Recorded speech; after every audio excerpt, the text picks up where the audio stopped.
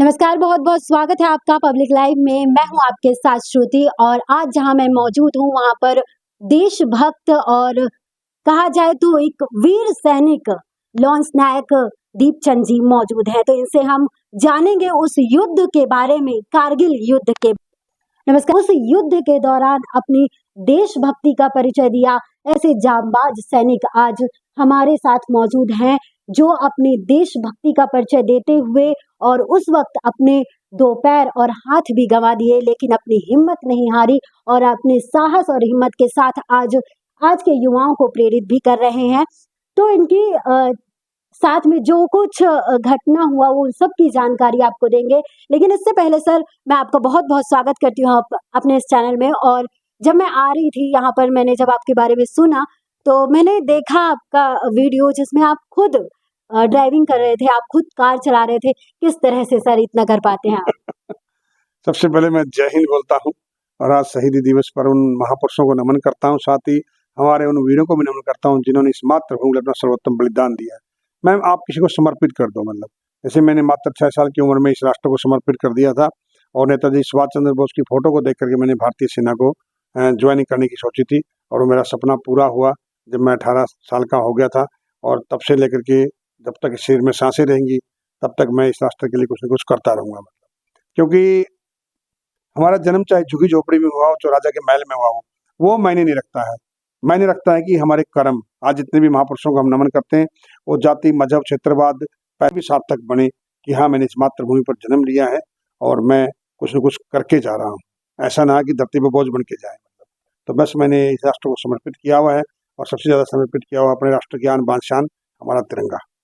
Sir, एक समय था जब मैंने जितना पढ़ा है उसमें लिखा था कि एक समय था जब आपके साथ ये घटना हुआ, उस वक्त आपके दिल में किस तरह से बातें चल रही थी। और कोई होता तो निराश हो जाता, लेकिन आपने अपने साहस का परिचय दिया। किस तरह से आप इसको सोचते हैं? ये ऑपरेशन पराक्रम के दौरान मेरा जो हादसा हुआ था, हम अनलोडिंग कर रहे थे, 3 आदमी थे हम लोग, बम फट जाता है, मेरे पूरा अभी भी पेट फटा हुआ है। एक मेरा साथी दूसरे वाला था, उसको पाँव में चोट लगती है, तीसरे आदमी कुछ नहीं लगती। हॉस्पिटल में उठा के लिया जाता है। मैंने 2 बार उठने की कोशिश किया, मेरा पूरा लीवर वगैरह ब्लड आ रहा था और यहाँ पर भी मेरे को स्प्लेंडर लगे हुए थे तो पूरा ब्लड आ रहा था। मेरी इससे बड़ी बड़ी मूछें थी, पूरी मूछें जल चुकी थी। मैंने ऐसे 2 बार कोशिश किया उठने के लिए मगर उठा नहीं गया। तो मैंने सोचा कुछ न कुछ ज्यादा गड़बड़ है। हमारे को फौज में कहा जाता है कि लाइन पोषण हो जाओ, मगर उस टाइम कुछ भी ध्यान नहीं था। जैसे बम फटा मैं ऐसे हाथ को लेकर बैठ गया था। तो उनको हॉस्पिटल में उठा के लेके जी हवलदार जी को, जब मेरे को मेरे साथी उठा के लेके आए तो मेरी आंतड़ी वगैरह बाहर थी, पूरा मेरा पेट फटा हुआ है। तो मेरे साथी मुझे उठा रहे थे तो बहुत जोर जोर से रो रहे थे। मैं उनको बोला था मैं रो मत, तो वो बोले थे सर आप चुपचाप रहिए, क्योंकि कंडीशन ऐसी थी कि मतलब उनको लग रहा था ये 5-7 मिनट का मेहमान है। और मैं सिचुएशन ऐसी भी थी, मुझे भी नहीं पता था क्योंकि ब्लड गर्म था और मैं बातें कर रहा था। और वो किसी तरह हम लोग हॉस्पिटल में पहुंचे। जैसे ही उन लोगों ने पहुंचाया उसका सर का ऑपरेशन शुरू कर दिया था। मेरे को जैसे आए तो उन्होंने देखा हालत, तो डॉक्टर ने चेक किया और चेक करते ही बोला इधर डेथ, मतलब। फिर हमारे कमांडिंग ऑफिसर पूरे रेजिमेंट के बंदे आए, उन्होंने प्रेस किया कि सर डॉक्टर को कि आपको पता नहीं सर ये जवान हमारे लिए कितना इंपॉर्टेंट था, एक बार आप चेक तो करिए। तो मेरे commanding officer colonel Girish Kumar Mahendra Sena medal थे, उन्होंने, हमारे सूबेदार मेजर मदन लाल साहब ने सब प्रेस किया रेजिमेंट ने। तो डॉक्टर ने चेक किया मुझे तो बोले सर 5% चांसेस है अगर इसकी टांगे काट दी जाए तो हमारे कमांडिंग ऑफिसर, क्योंकि वही माँ बाप रहते, उन्होंने फटाफट साइन किया और बोले आप ऑपरेशन शुरू कर दिए। उधर मेरे लिए मंदिर खुल गया, रात को मेरे लिए पूजा पाठ शुरू हो गई, इधर ऑपरेशन डॉक्टर ने ऑपरेशन शुरू कर दिया। 17 बॉर्डर मुझे पूरी रात में खून चढ़ा था, पूरी रात ऑपरेशन चला था। जब सुबह डॉक्टर बाहर निकला तो उन्होंने बोला था कि 72 हावर्स का टाइम है कि जिसको होश आएगा तो फिर हम बताएंगे।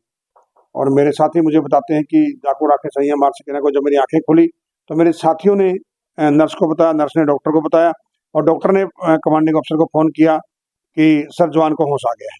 तो कमांडिंग ऑफिसर के मुंह से निकला कि अभी नहीं मरेगा। तो डॉक्टर बोलते कि मैं डॉक्टर हूँ या आप डॉक्टर हो?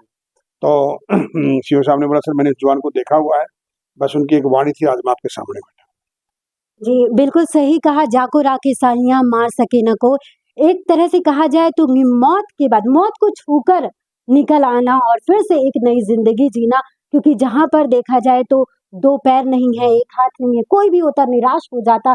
लेकिन जिनके साथ हम मौजूद हैं वह है लॉन्स नायक दीपचंद जी, देश के और रियल लाइफ के सुपर हीरो। ऐसे हीरो को हम सलाम करते हैं। धन्यवाद सर, आपका हमारे साथ जुड़ने के लिए बहुत बहुत धन्यवाद। तो ऐसे ही जानकारियों के लिए हमारे